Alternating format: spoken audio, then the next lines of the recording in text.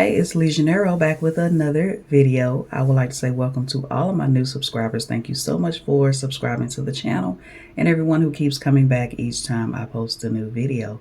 So today I'm doing a video. I was tagged, it's been a minute, by So She Designs in a tag about how I prepare for my sewing projects.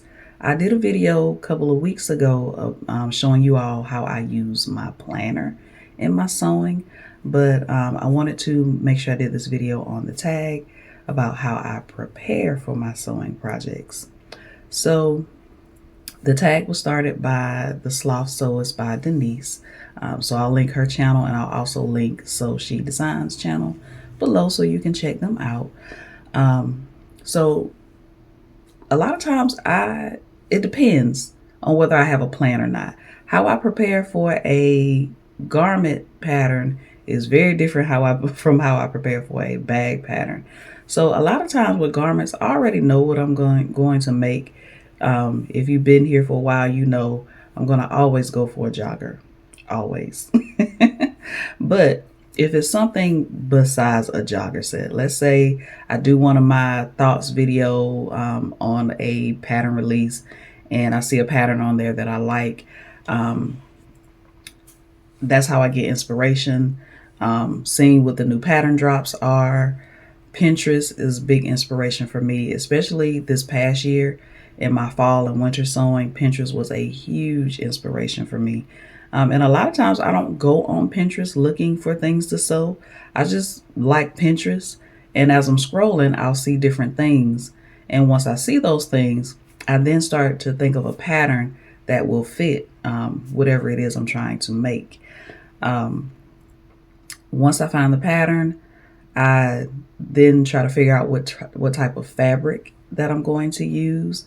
I don't do as much fabric shopping as I used to. When mommy comes, we go to the fabric store. But outside of that, I don't really go fabric shopping anymore unless I need something. There has to be something that I specifically need for me to go to the fabric store, or if I'm just in the area and I stop by. But mostly I've been buying patterns lately. Anyway, so see some inspiration, whether it's a pattern drop on Pinterest, Instagram. If I'm on Instagram and I see somebody, I'm like, "Ooh, what pattern is that?" I'll check it out. Or if it's like a Pinterest inspiration, I'll see what patterns I have in my stash and see if I have something that will fit. And Pinterest knows me. It knows what I like. So 9 times out of 10, I have a pattern in my stash and I don't have to go buy a pattern unless I need a different size. Anyway, the fabric. I've been trying to shop my stash lately. Like I said, I haven't been to the fabric store. And when I say fabric store, I mean like fine fabrics. I go to Joann and get patterns. But when I say fabric shopping, I mean fine fabrics. As far as the fabric goes, newbies, this is a horrible habit. Do not adopt this habit. Depending on the fabric, I don't pre-wash my fabric. I sew with a lot of knits and it stretches, so I don't really worry about shrinkage at all. My patterns, the fabric that I get from fine fabrics, the only time it may shrink years later. And the reason it's shrinking years later is because I've gotten a little bigger. But anyway, that's a horrible habit, newbies. Wash your fabric. Now, if I get some fabric and it looked like the roll has been dragged across the floor and different things like that, I will definitely wash that fabric. I also wash my Ankara fabric just to get some of the stiffness out of it. But when it comes to knits, I'm horrible at washing my fabric. But anyway, I got my pattern, I got my fabric. Depending on the type of pattern it is, if it's something that I've made over and over and over and over and over, I don't read the pattern instructions. If it's something new that I don't think that I can put together, I'll read the pattern instructions. Yeah, there's certain things I read the pattern instructions for, like a bomber jacket, even a dress. I do front back sleeves. If it has more than that, then I'll read the pattern instructions. But other than that, most of the times the things I sew, I don't necessarily have to read the pattern instructions, depending on what it is. That is a horrible habit, newbies. Don't do it. Read your pattern instructions and read them all the way through. Like I said, if it's a bomber jacket, I make sure I read those pattern instructions. But if you've been here for a while, you know I pretty much sew the same type of garment. Whether it's a top, whether it's the pants, the jumpsuit, y'all know me. So after that, I will trim the pattern and cut the fabric. I tend to do those two things on the same day, not back to back. I'll trim the pattern and then I'll go do something else, and then I'll come back and I'll lay out the pattern pieces on the fabric, and then I'll cut the fabric. If I don't plan on sewing that day, I grab a 2-gallon Ziploc bag. I throw everything in there, depending on how long it's going to take me. If I'm going to sew the next day, I'll just leave it on the table. But if not, that 2-gallon Ziploc bag, perfect for storage. And then I sew, and when I'm sewing, I decide whether or not I'm going to make a video. If I'm going to make a video, then I go ahead and set up all my equipment and everything like that. Decide what parts I'm going to show, whether it's a vlog, whether it's a tutorial, whether I just want to show part of the process. I'll decide that when I get ready to sew a project. After that, I take photos. I finally cleared a spot in my apartment to take photos, so that's great. But I still do like to go outside and take photos when I can. But that's pretty much it.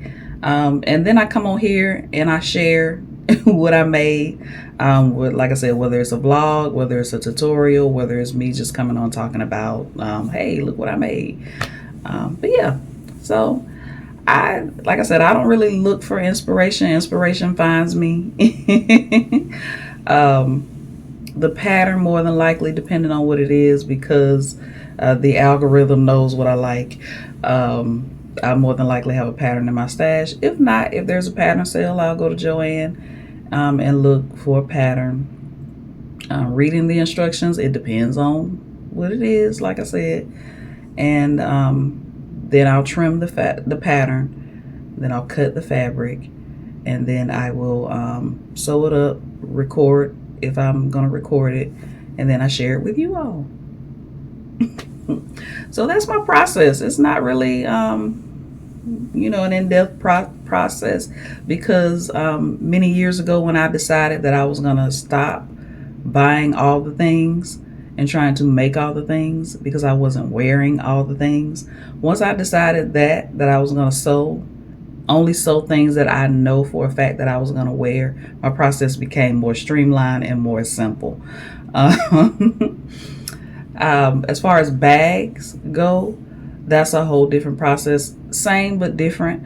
Again, with either scrolling Pinterest or Instagram, I may see a bag that I like. If there's a pattern, I'll grab the pattern. I do read bag instructions. I have to. Clutch bag, no. Simple tote bag, no. But we know we have some very intricate bag patterns out here, so I have to read the instructions. I prefer a tutorial. Same with garments. I prefer watching a tutorial. If I could watch a tutorial and follow that tutorial, I don't read the instructions. Unless it's just something that I just can't figure out, I'll look at the instructions. If I'm watching a video. If there's no video, I definitely have to read the instructions on a bag pattern.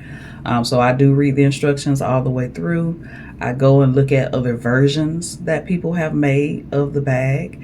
I find the right fabric. With bag patterns, more than likely, I have something in my stash. I never have to go buy fabric for a bag pattern unless I'm making it for somebody and they requested something specifically. Like, I have a friend who loves Marvel, so she'll ask me first, what do you have in your stash? Because I have a lot of Marvel fabric in my stash. And if she doesn't like anything in my stash, I'll say, okay, the next time I go to Joann, I'll take pictures. But more than likely with the bag pattern, I'm going to pick something from my stash. I have a stash of interfacing for bag making. I have a stash of zippers, hardware. All those things come from my stash because Hobby Lobby at one point was putting bag hardware on clearance every month. So I have so much hardware for bags. So after I pick the pattern, if it's a pattern I'm going to use, I read the instructions all the way through, find the fabric, look and see what all I'm going to need as far as interfacing and different things like that go. And then I just keep the instructions by me as I'm making the bag. But like I said, if it's a video, I just follow a video when I'm making a bag. Love a good tutorial. But yeah, that process is kind of different with bags because there tend to be a lot of pieces with bags. I don't cut and sew on the same day. I don't cut and interface on the same day with bags. I will trimming a pattern is easy. It's not like a huge garment pattern. So I'll cut the pattern. I will cut the fabric. Maybe the next day I'll cut the interfacing and iron on the interfacing. I might not even do that on the same day, depending on how many pieces it is. But I do want to sew as close to ironing on the interfacing as I can, because sometimes some interfacings can tend to peel back off depending on how old it is and different things like that. So when I iron the interfacing, if I'm not sewing that day, I'm sewing the next day. And again, depending on the intricacies of the bag, depends on how many days it takes me to make a bag. Sometimes if I know I want to make a bag, I get up early in the morning and I sew that bag all day. If not, I sew it over days. So the process is a little different from garments and handbags. But that's my process. Thank you so much, She Designs, for tagging me in this video. I enjoyed doing this video and talking about my process. Thank you to Denise from the Sloth Sewist for starting this tag. I'm not going to tag anybody, but if you want to do this video, you want to share your process, definitely share your process on how you prepare for your sewing projects.